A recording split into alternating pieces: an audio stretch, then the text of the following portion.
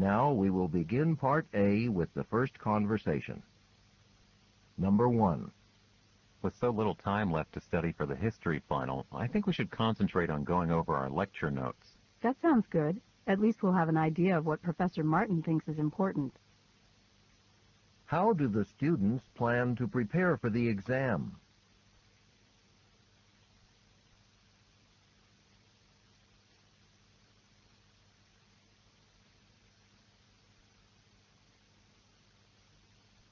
Number 2. Sorry I'm late. There was road construction on Highway 9 and traffic was backed up for miles. Tell me about it. I take that route, and it took me 2 hours to get home last night.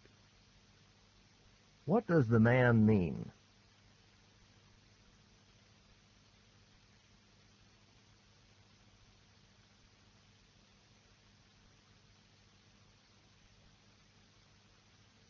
Number 3. You said you wanted to borrow my camera for Professor Wilson's assignment. Well, here it is. I know this is precious to you, and I'll take good care of it.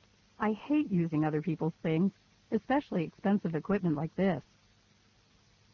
According to the conversation, what will the woman do?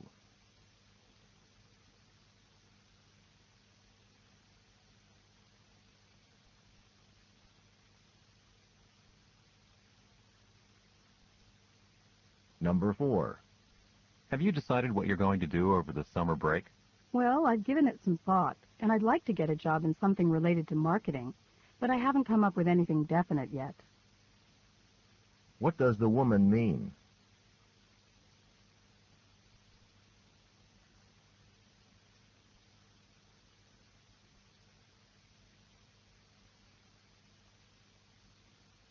Number 5.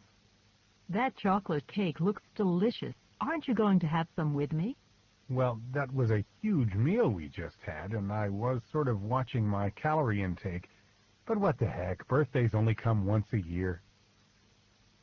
What will the man probably do?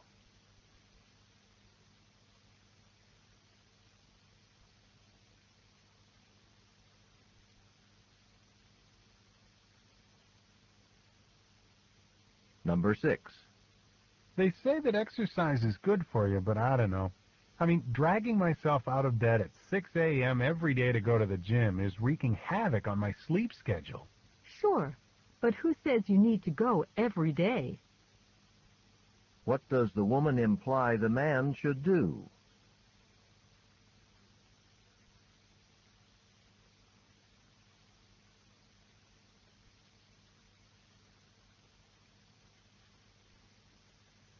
Number 7. Are you just about done with the copying machine? Pretty much. I just have to make sure the copies are clear.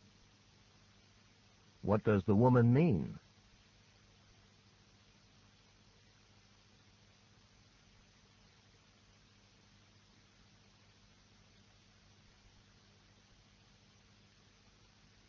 Number 8. This prescription is supposed to be effective for pain, but maybe it's too strong for me. I took it when I woke up in pain in the middle of the night, and now I feel nauseous. You should have read the label first. It says right here on the bottle, to be taken with meals only. What can be inferred about the woman?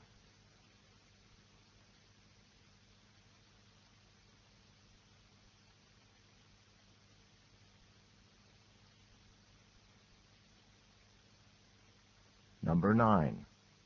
Finally, here are the notes you lent me from last week's chemistry class. Sorry I kept them so long. Hey, don't worry about it. Our final exam's not for another week. What does the woman imply?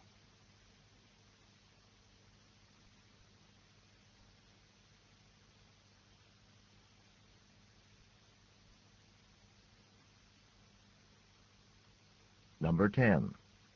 I know this jacket's a little old and faded, but I've got so many other things to take care of before the interview. If you want my opinion, a new suit should be your top priority.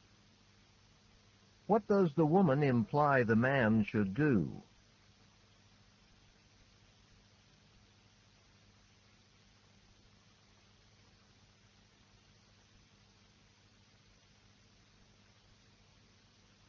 Number 11. Wait a minute. Are you actually studying on this beautiful Saturday when the work isn't due for 2 weeks? Have you forgotten that I'm going to be gone next weekend? What does the woman imply?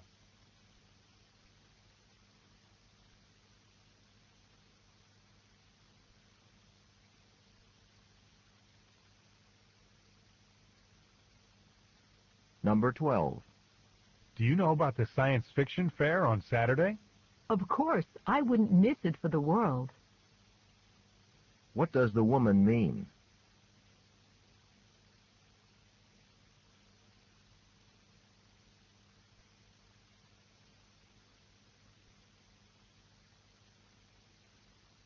Number 13.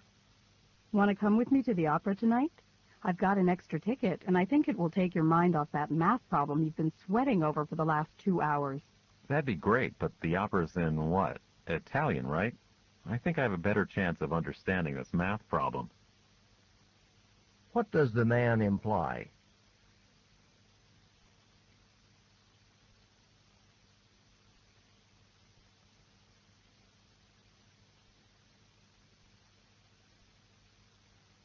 Number 14. You saw Kevin's new haircut, didn't you? It's pretty weird, don't you think? I don't know. I mean, I don't think it'd look good on you. But on him, well, I think it really complements his features. What does the woman mean?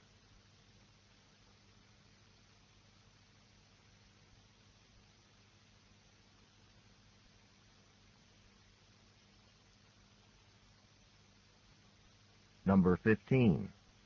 I need you to send this package to the main office so it'll arrive before Wednesday's meeting. Is there anyone else who can do it? It's going to take me all afternoon to proofread this report. What does the man suggest the woman do?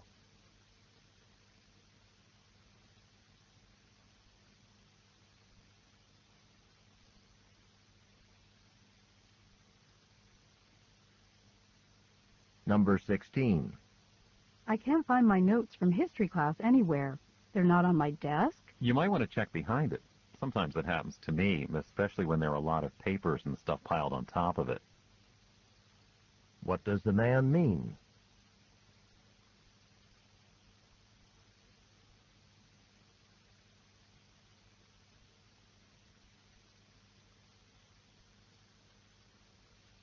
Number 17.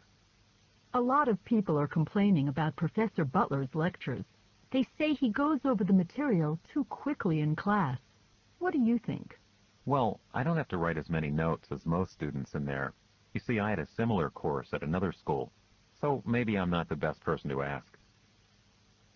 What can be inferred about the man?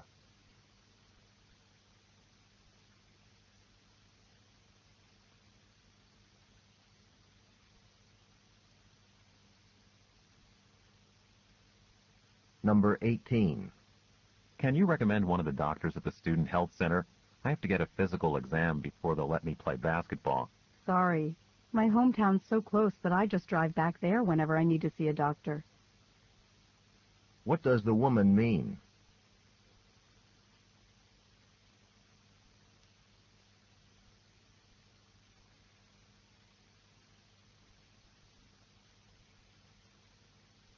Number 19. This reading list Professor Reed gave us, look at it. 2 solid pages of books. Does she really expect us to read them all? Just the ones on the first page.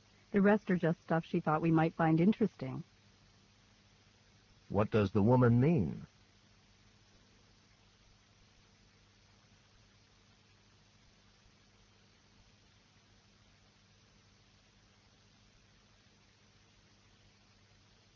Number 20. Do you know Sally's new address? She got some mail, and I'd like to forward it to her. Sorry, we weren't exactly on good terms when she left. What does the woman imply?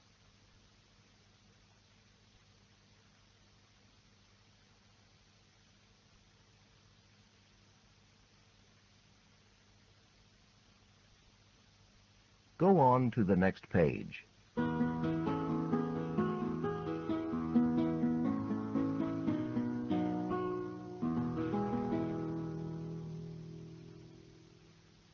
Number 21. The sign says this is reserved parking only, and your student parking sticker has expired, too. I was just running in to turn in a paper, officer. I haven't been here more than 5 minutes. What can be inferred about the woman?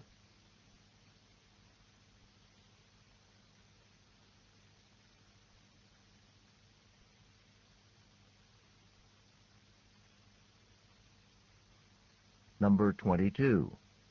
I'm pretty excited. The outdoor club is going hiking in Mount Henry Forest this weekend. Yes, finally. I've been looking forward to it all year. What can be inferred about the speakers?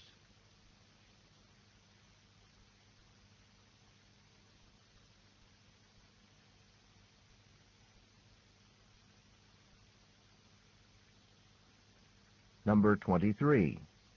I've just been told that my part-time job is going to end next month.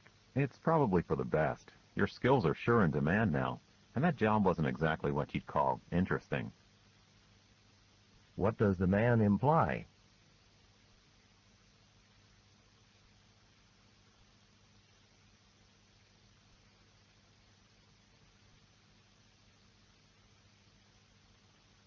Number 24. The conference on career planning is only a month away, but there are still a few things that our organizing committee needs to work out. Then it's clear we'd better meet again, and soon. Would you mind setting it up? What does the woman want the man to do?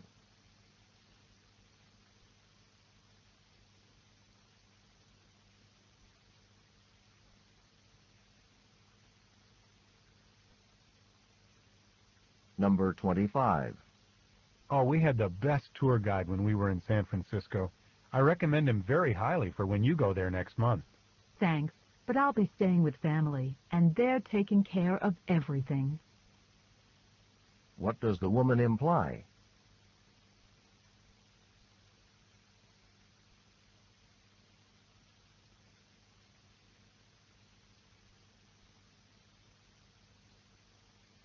Number 26. I heard Jane has tickets to the boys' choir that she wants to sell. I'm in luck then. The ticket office sold out of tickets yesterday. What will the man probably do?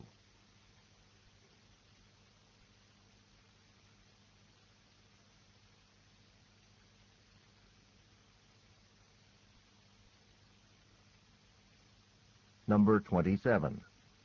So, what did you think of the car? It is in your price range. Well, it's a little beat up and the seats are a little torn, but it certainly drives well, and I'm tired of looking. What will the man probably do next?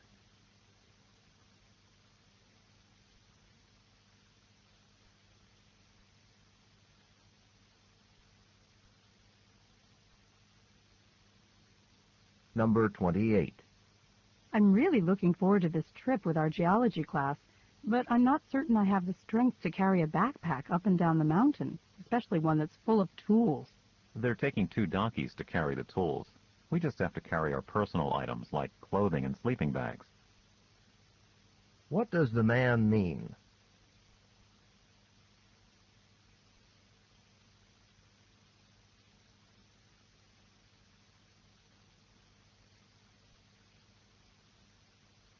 Number 29. 8:45? I guess I better get going. When's the next bus out to the university? That bus leaves here on the hour. What does the man mean?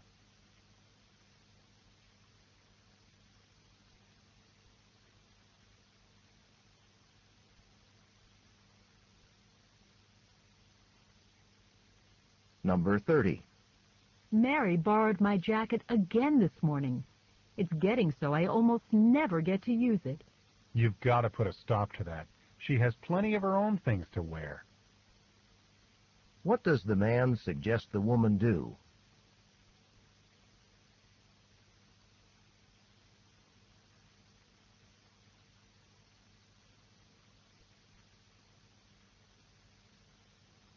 This is the end of Part A. Go on to the next page.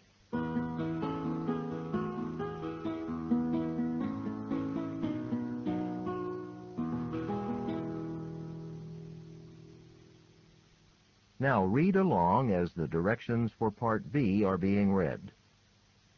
The test continues on side 2.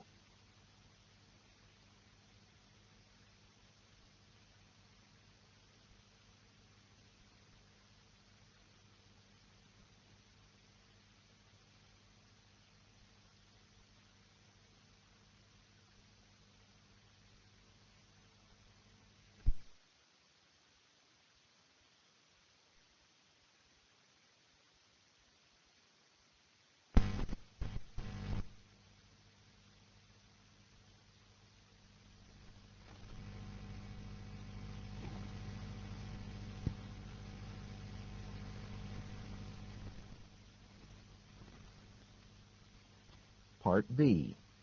Directions. In this part of the test, you will hear longer conversations. After each conversation, you will hear several questions. The conversations and questions will not be repeated. After you hear a question, read the 4 possible answers in your test book and choose the best answer.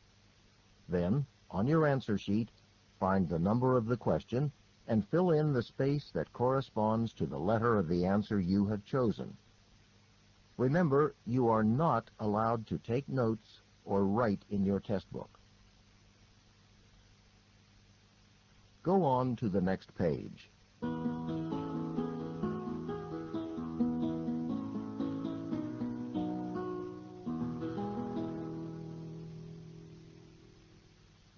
Now we will begin Part B with the first conversation. Questions 31 through 34. Listen to a conversation between 2 students. Oh, Jack, I'm glad I caught you. I wanted to tell you that I'll have to skip the history study group session tonight. Really? That's too bad. Aren't you feeling well? Oh, it's not that. There's going to be a public meeting down at the town hall. The state senator from this area is going to be there. She has these meetings 3 or 4 times a year to speak with her constituents. Is that what you like to do with your evenings? Go and listen to politicians? Well, actually, it's a class assignment. Professor Jackson, he's teaching that political science seminar I'm taking. He told all of us in the seminar to go and hear what the senator has to say tonight, and also write up a report about the issues people bring up. Oh, like medical care and taxes and... Right. And as long as I'm there, I think I'd like to bring up government funding for state universities. The tuition keeps going up, and it's getting harder and harder for a lot of students to afford it. Tell me about it. Anyway, I want to do a really good job on this report. I need to get a letter of recommendation from Professor Jackson for graduate school, so I guess I better show up there tonight and see what goes on. Yeah, but what about the history test? Well, I've already put in some extra time on that this morning, so I think by tomorrow afternoon I'll be ready. Number 31. Why does the man assume the woman is not feeling well?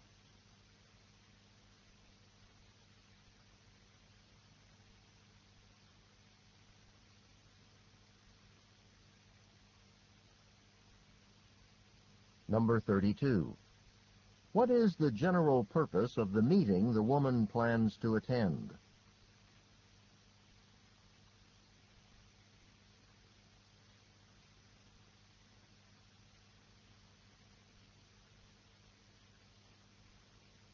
Number 33. What does the woman hope to discuss tonight?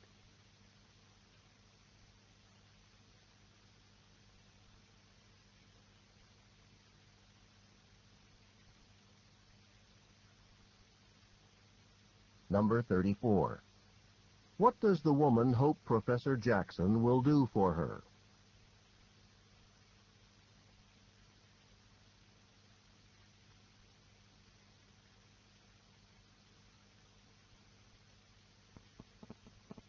Questions 35 through 39. Listen to the conversation. I just finished reading a book of short stories by Hamlin Garland called Main Traveled Roads. I really enjoyed it. Have you ever read it? Yes, it was required reading in the American literature course I took last year. Even though it's fiction, you get a realistic picture of the hard life people had back then on the American frontier. I don't think I would have survived 19th century frontier life. Me either. Remember the story Among the Corn Rows? Garland gives a vivid description of Julia Peterson, that young Norwegian immigrant girl. She had to work on her family's farm. Uh-huh. Well, when Julia feels exhausted and is wishing she could escape from her hard labor, she looks over at her father working in the next field and is inspired to continue her own work. I do remember that story. Garland really captures the spirit of hard work that was so typical of the immigrants and pioneers who settled the American Midwest. It's difficult to imagine, but nothing seemed to discourage them for long. I wonder how Garland learned so much about the Midwest. Wasn't he from Boston? He lived in Boston. In fact, he studied and taught at the Boston School of Oratory. But I think he was born in a log cabin in Wisconsin. He did grow up in the Midwest. No wonder his descriptions are so good. I'm going to take this book back to the library now and see what other Garland works I can find.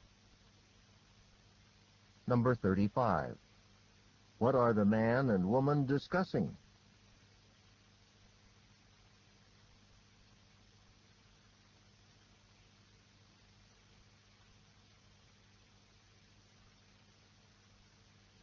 Number 36. What does Hamlin Garland describe in Main Traveled Roads?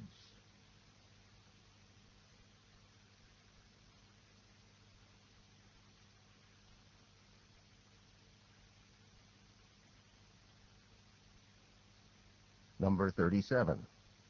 How does Hamlin Garland characterize pioneer life?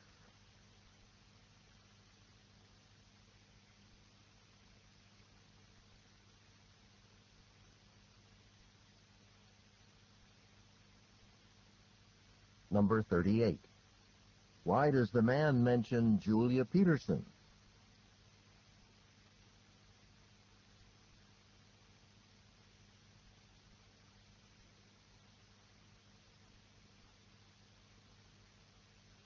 Number 39. Where is the man going now?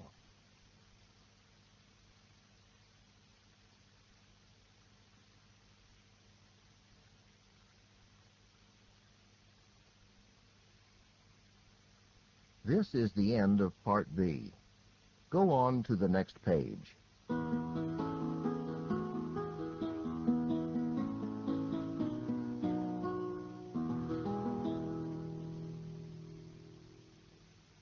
Now read along as the directions for Part C are being read. Part C. Directions. In this part of the test, you will hear several short talks. After each talk, you will hear some questions. The talks and the questions will not be repeated. After you hear a question, read the 4 possible answers in your test book and choose the best answer. Then, on your answer sheet, find the number of the question and fill in the space that corresponds to the letter of the answer you have chosen. Here is an example. On the recording you hear, "Listen to an instructor talk to his class about a television program." I'd like to tell you about an interesting TV program that'll be shown this coming Thursday. It'll be on from 9 to 10 p.m. on Channel 4. It's part of a series called Mysteries of Human Biology. The subject of the program is the human brain, how it functions and how it can malfunction. Topics that will be covered are dreams, memory, and depression. These topics are illustrated with outstanding computer animation that makes the explanations easy to follow. Make an effort to see this show. Since we've been studying the nervous system in class, I know you'll find it very helpful. Now listen to a sample question. What is the main purpose of the program? In your test book, you read, A, to demonstrate the latest use of computer graphics. B, to discuss the possibility of an economic depression. C, to explain the workings of the brain. D, to dramatize a famous mystery story. The best answer to the question, what is the main purpose of the program, is C, to explain the workings of the brain. Therefore, the correct choice is C. Now listen to another sample question. Why does the speaker recommend watching the program? In your test book, you read, A. It is required of all science majors. B. It will never be shown again. C. It can help viewers improve their memory skills. D. It will help with coursework. The best answer to the question, why does the speaker recommend watching the program, is D. It will help with coursework. Therefore, the correct choice is D. Remember, you are not allowed to take notes or write in your test book. Go on to the next page.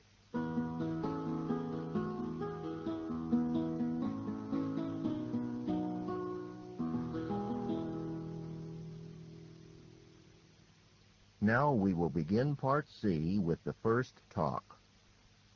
Questions 40 through 43. Listen to some remarks made at a summer camp. This is our last meeting before the campers arrive tomorrow. I'll give you the activity schedules later, but now I want to answer a question one of you asked me yesterday about campers with asthma. Let me explain a little about the disease. First of all, it's chronic and fairly common. 20 million people in the United States alone have it. It affects the bronchial tubes, that is, the airways of the lungs. During normal breathing, air is drawn in through the mouth and nose and eventually makes its way into the bronchial tubes. The asthma patient's bronchial tubes are very sensitive and easily irritated by exercise or stress, exposure to allergens or pollution, or breathing in cold air or cigarette smoke. When an asthmatic suffers an attack, the airway passages constrict, making it difficult for the person to breathe normally. If a camper in your group has even a mild case of asthma, you will be informed and given further instructions about what to do in case of an attack. But don't worry, some of our campers might have a mild case, but they always bring their medicines with them, and we've never had a problem. Are there any other questions? Okay, then let's talk about the schedules for tomorrow. Number 40. What does the speaker mainly discuss?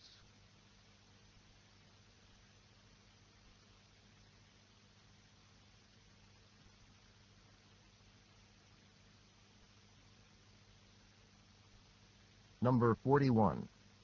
According to the speaker, what part of an asthmatic's body is particularly sensitive?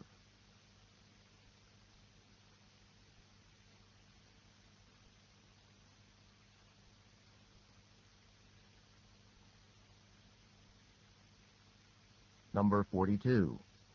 What does the speaker say about the campers who have asthma?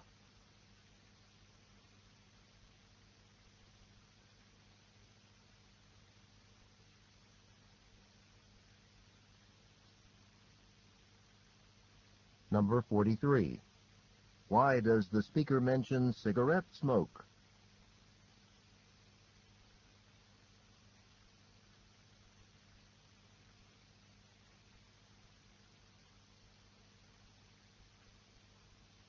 Questions 44 through 47. Listen to part of a talk in an astronomy class. Today, most astronomers accept the notion that the groups of stars that make up the universe are all moving farther and farther away from each other. But until fairly recently, this idea of an expanding universe was not a theory most European scholars believed in. Since ancient times, and up to about the 17th century, most of these scholars thought the size of the universe had remained unchanged since the moment of its creation, or perhaps forever, with all the stars remaining more or less in place in relation to each other. But that was challenged in the late 17th century by Isaac Newton's idea of gravity as a force of attraction, which contradicts the idea of a universe that's static, unchanging. If gravity causes all the stars out in space to attract each other, as Newton said, then they couldn't remain essentially motionless. Sooner or later, all these stars would be falling in towards each other. Well, scientists then proposed a new model, taking Newton's theories into account. They didn't want to abandon the idea of motionless stars, but for this model to work, so the stars wouldn't fall in on each other, they had to modify Newton's law of gravity. So they theorized that for distances as large as those between stars, the gravitational force repels rather than attracts. As you might guess, this led to some other contradictions, but these were pretty well resolved in the past century by the currently accepted theory, which says that the universe is continually expanding. You'll be reading about all that for your homework tonight. Number 44. What does the professor mainly discuss?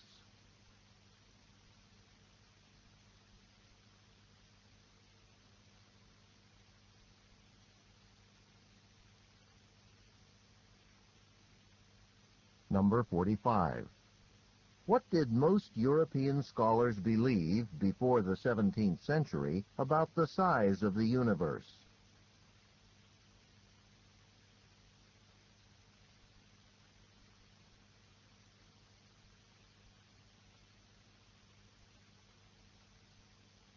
Number 46. What did some scientists try to explain by suggesting that stars repel each other?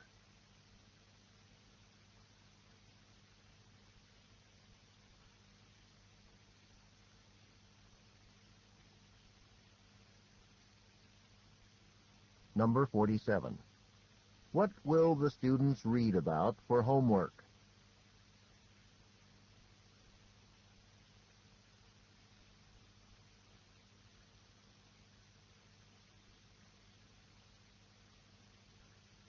Questions 48 through 50. Listen to a talk in a biology class. On Monday, we talked about insects and how they gather food. Today, I'd like to talk about the common garden spider and how it captures its prey. With the round net-like structure it first produced almost 200 million years ago. I mean, of course, a spider web. What's interesting is why such a delicate structure isn't ripped apart when a fast-flying insect crashes into it. And compared with a spider, these insects can be huge and really heavy. In fact, capturing a large insect in a spider web could be compared to catching an airplane in a fishing net. So, how can the web absorb such a shock without breaking? Is it just because the silk-like threads it's made of are so strong? Well, experts analyzed spider webs using a computer program, one designed for crash testing cars. And they found that the structure of the web, the way the threads are connected together, helps balance the stresses and tensions caused by the impact and spread them all across the web. This saves the web from being destroyed and, by the way, suggests some creative new ideas that humans might use in designing buildings. The big surprise, though, is the role of air resistance in cushioning the shock of a collision. The computer model showed that dragging a tiny thread from a spider web through the air is a lot like pulling a heavy rope through water. And since air resistance acts on many threads all across the web, its amazing effects are multiplied many times, and this definitely helps the web survive the impact. Number 48. What is the talk mainly about?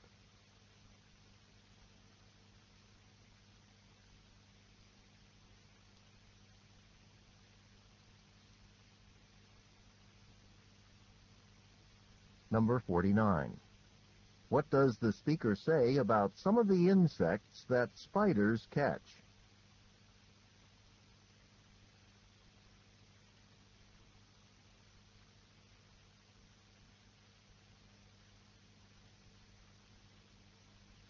Number 50. According to the speaker, who might benefit from studying spider webs?